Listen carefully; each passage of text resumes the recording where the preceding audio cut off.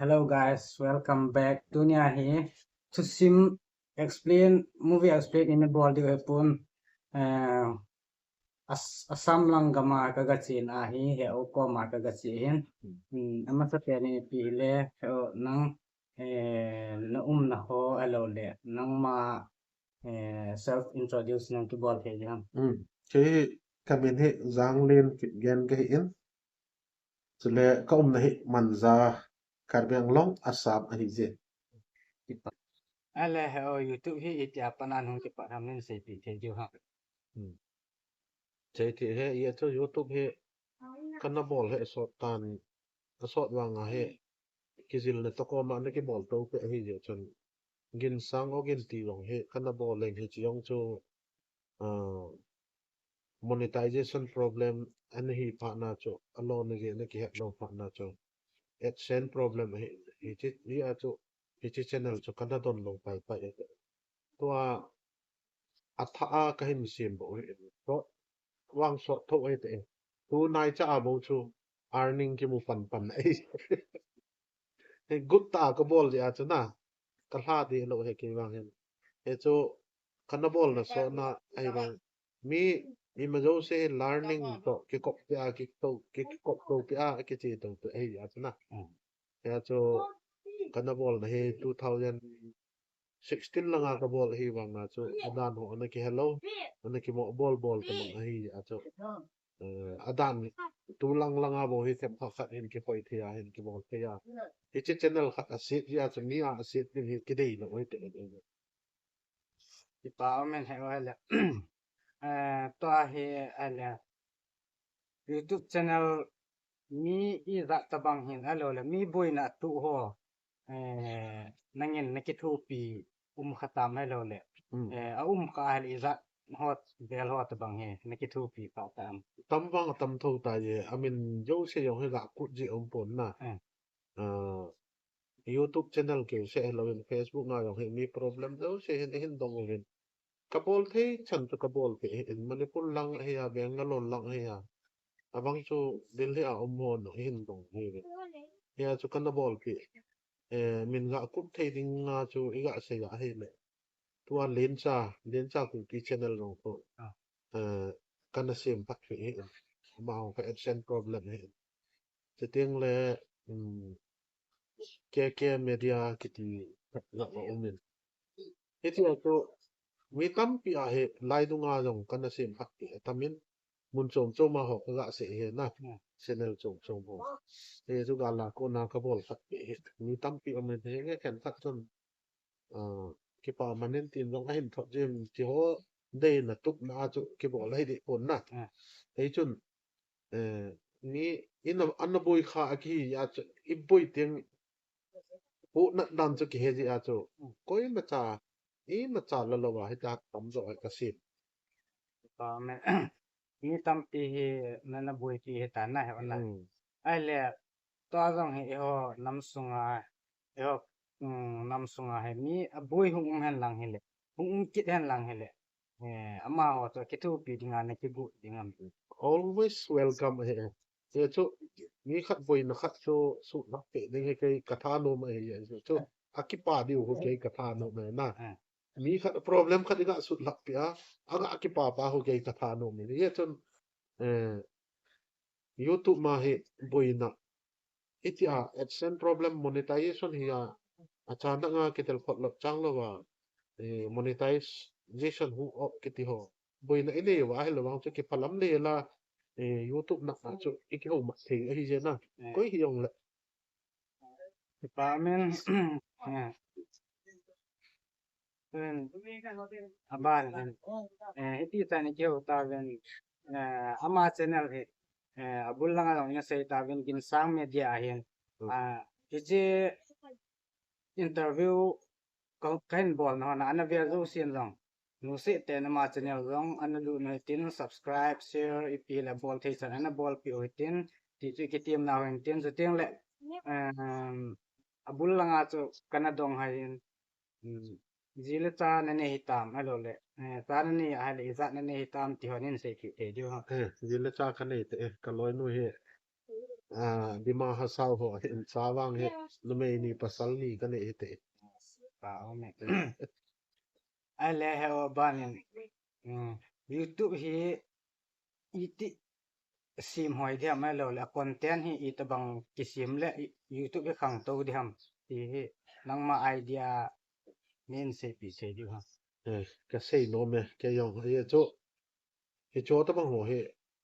sei no mo min ai chu nam ding in I mai poi ti the e point ye chu hi cha ko na earning in e wa he che yong chon nama dinga phachom pi to the ni nam su wa khat le ni earning ane ya hele ama se chu phachom me pon surrounding area ami phachom tin dong phachom pi the e ye chon I ti I bol leo YouTube hi khang to te yung tam ti hi nga sei hi ten he chu YouTube hian lang Facebook hian lang earning platform jo se hi leo chon original content anga unique content iti teng la unique content nga hen unique content iti teng la chon nangman na camera le na kap to nangman video na kisim le ho ku unique ai midangan upload teng la chon hi chu unique hello he chun ahi thei chana eima original content ikoi diu hi chi chun ipi hoi dham tele boy na kiti na channel la chu lo ni eima channel la chu disting le hi chi I channel chu iti grow di ham ga sei ki na te nangma channel keima channel iti grow ding ham ti YouTube ma ko hian lang Facebook nga hian lang earning platform jo se so na be lew chu regularity maintain bol nga regularity daily a zo hon chun daily a upload bol hitin daily a na zo lo wale ni dan se le ni dan ho 24 hours sung kitile ni dan sunga yong na 48 hours sunga yong khat na pi yong le hi thei ai lo wal hap ta khana khat chi chu hi thei lo top yong le hap ta ni danai khat na pi yong le ai wang hi chin na pi pa chu regular hi de hi chu regular ta video pe jo ho channel ho iti yong le na le chun grow hi chu grow hi yang ye chu iti grow ham pi ai le nangman video khat na upload tai na upload chu hi chi chun view I za nam ahin pu le subscriber I za nam ahin pu le ajing te khat na upload ki na hi chi ma yong chu min ahin view ki le hi ti a chu hong che le channel chu all la grow hi jeng hin la share ki bol pa ho adei lo hin YouTube me chu min adei ya ahin vet ding ti hi de na hin la share jong ho I bol tho win bol jong chu aphat chum ne yong tam pi na en hin la ama chama grow hong hi pa ho hoi ne ti chu ka ga se yen ten regularity maintain I bol lawang chun channel chu acham lawa grow hi earning ne ne ding mo nga tuk ta guk ta I bol la hele thil dang yong chu boi pi na te henge tu ni hin video khat ka pe jo hin jing tin ka pe jo ko hin la jinga yong akina yong ta chu ipi ne ding ni ko chu ni ko khat hi sa hap ta khat na ni ve ham hi sa ai lo hap ta khat na khat ve ham hi sa hi chu regularity pa chu maintain I bol ha channel chu grow hi de original content wang ai te kan original content upload bol te chu te le doi lo chu pai YouTube lang sang ai chun ai le en zo zo share nan se le kan gel do sang WhatsApp ho ai lo ai le Facebook ho ko abang a ki share le a view ham fi ho ko kisim pui ti loi om ji na ale so ko nang ma idea ai lo le a view ho kisim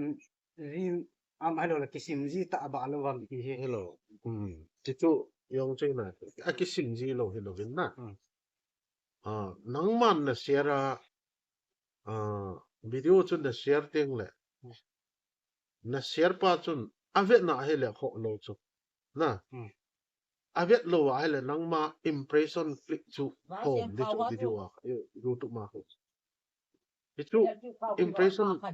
pa ko atom lo na dinga share da ai tam ma grow ong hi hele chi hoi pe na ti thu na share bol pa chu min view ahin bol ai le count hi pe count hilo hi count ni pe in la nang ma YouTube ma impression clip pa ko down ni am pi pa cho ise icha download na dinga cho ti la cho ken jong kan na share ji share ka bol jeng hen nen subscribe pe o nen bol pe ti kan na bol hen hen la ki chi ka he chen pha nai share jong ka bol lo view la atlom dung ria ka ko yen na atlom dung ria ka ko yen share wang ka bol lo to me te to apo ta Dit in mi tampi hen WhatsApp group ho ane ki mu di tele share WhatsApp group ho share ki bo ho view ati ki ho buina mi tampi ani di atu kan do hen na ala tu tam ta yang tu so yang ombal di pun achai na lang long ane hi ding ta ale gua hi ho nam sunga hen YouTube hin bol hen lang hin bui pile TV imasang hin ko wadinga hen aphat chum na I chan gen dem ai lo le koi man aban YouTube new creator ti di tan den na atha hin sim no mon sim da ying leo ai lo YouTube emi YouTubers mi tam takum ta gi hin na sim da long leo ko poi lo le hin sim han lang masang hin ko ading hen phat chum na umin ti kha he lunggel na ni alamun je aphat som na tame YouTube cho ye chu company dang banga capital invest ki bola ki bol hilo hin na koi zo sen a bol the YouTube channel hon ne nga sum rong ngai do ai wang hi chin na bol kha ai le man be ya na bol hin ai wang na in chen na thei hau sat na thei kho mai YouTube mai sum tama e unlimited sum kuma e hi chu aloi do ji he do wa he le chu I hau yang thei hi chin ding a chun I nam sung wa hen a bol thei ab I bol wa pha ka sen ai chu pha ka sa no na chu tam tel video khat ga se ma twin call ho vele also earning platform hi ti het je wa ko jingka atho wa ko na acha don naw twin cha ka donin ati wa ni la ti ong le khem khat akiman sa no ni si a he la khom wa minute som ham minute nga ham minute som la ham aso wa hi chu daily a hi chu upload no hin ai ba nga hi ti akiman sa no ho ke mit ave no mi avia la nga million a view chi ai le hi chit bang ho yong che hon no I bol the ye ka ti e a bol mo pen pan no bol the em mobile o ma ai le a hun se ne hi chun ep ain sim do dam che I nam sum wa sum le pai condition he ain sim do the e chu again the pen pan no bol the a ho pen pan no bol the sum capital ngai lo I nam ding wa thil pha chu mai e chu naga ka ma naga upload long le min iza se lo video khat nong cho viral che a viral kha ai le sum tam pi lo ne the ye chun chei wang hin YouTube hi a phai ka ti e chu earning platform hi ye chun kol ho mi tam pi yan the ta isak munda iti batam pa ko ikitil ko na the di win ga se na isak munda iting channel akiti na ma ko English song ka thiem be lo ai le tu ma sanga lockdown la ya he ama hen channel ko hen ki hon pa he ama ko again thei dan che I ho gen thei sang again thei iga sei wa he la ma chu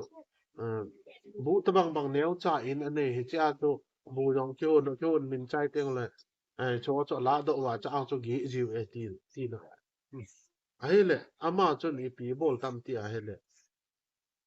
ni ko ka lockdown la ya he ma bol dim lo ina ki kul yang hi a chun a cha te chun mobile la tham lew YouTube ma hi earning sum lo the hi ti a hin mu do e chi phat chun avian hi le bol thei ta ba hi sa pha chun aloi nu to sum koi kham chun fen kha a ki cho en a hin bola a hi le ama chun eating channel le ti ana vele chun isak unda eating channel ko he chi het man lo ka al khat ani sunga chu ama hin subscriber no ka hin how loi riang ai le tua ko veleo chun building yo ki sa gari yo ki cho ate de ani ate ho sung mi yo awa jo we ito bang ko ma cho gen thei hi a YouTube ahin bola ko na to akong minza na jong api ye hin YouTube ma hin sum atame atama tam na de za za na ke lui do thek kai lan langa gut na angai lung fa na kiti na nei lo ngai na bol ai lan ni ko khat le alon thing thei so ke hi ve ti wang ka sei do no ne he chu man be ya sum lo na ding mun dang lo he tai he hin part time a ibola he yong le part time a bol tai full time on the ball ai earning ki che ni ti na hi chu ki le na bang hi lo hi chi je nuin mong hi ya chu good ta earning au ma ko na office ki hona bol the he ka ti ke bang he chu hi chi koi man hong su boy de lo koi ma andara na na to di yong lo nang independent a na bol the hi chun phatet en mobile la hi la be le atam zo phat iman ho wi be na hi le Facebook YouTube di tho tho ai wanga data ni si a ki recharge su data jong be jen na 2.5 GB ko be jen na pan na be ya iman no en ai lo le upa ken khanin jong Facebook a nunga hel na man no na nunga ke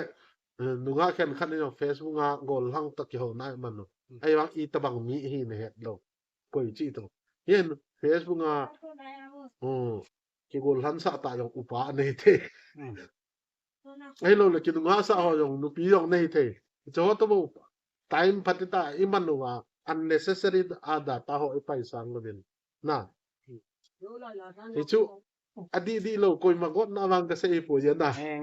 hichi unnecessary a data ho iman sang mobile ne ya Facebook vet na the ne ya YouTube vet na the ne wa ai lo na cho channel tu lai a khang pu a he channel khat che ne ya activity so upload di ngotin di ko khat le earning inei che the ne di wa mo to wa mo mu na wang i ma cha om poi hoi lai mun yong le mo mu ne free a mu na ding wang a om poi ye ye chun ai le mo sia i ma cha mu na om pon ye chun nang le ke yin gu na ine ya thanuk na ine di u nga yin tua hi nang man na talent lang na thanuk na lang channel pe hon lang te ti earning wang to na nei ding na nei lo ding chu nang ma khot na ti nga sum na mu di na mu lo di chu nang ma khot na ti nga a yo na chana na bol na mu te te pa me ken zong hi chu kana pom hin mi tam pin WhatsApp group hom khai ga na le YouTube atha account ki hona share hin bol ho hi cho chu ha se ji be se je wa chu ke wa ko hong nom min hong hen in zong mi izat mi na na chu izo ta na subscribe bol pi ding vet ding ti chu ke lung gel dong hi ja chu ai la mi tam pi hen mi zo se YouTube account chon ti ta bang lung gel ne ai na se ji je wa chu ken kan do hen ni pi le dunia dingin isan hen na chare ten river hozo sin bon savin dam sel chi tavin ta ho vai le